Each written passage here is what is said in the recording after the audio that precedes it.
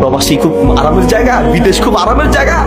মিয়া সাহেব, একজন বিদেশি প্রবাসী তার কাছে ফোন দিলে আগে তার খোঁজ দিবেন, ভাই কেমন আছো, শরীরটা ভালো আছে কিনা।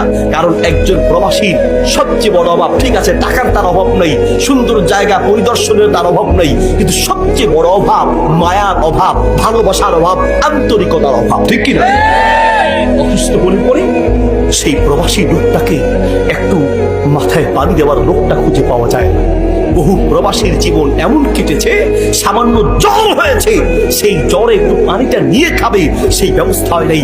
যে ঘরে ছিল একা, সেই ঘরে রাস্তা পচে দুর্গন্ধ বের হয়েছে, তারপরে মানুষ বুঝতে পেরেছে যে এই ঘরে একটা মানুষ মারা গিয়েছে, ঠিক কিনা।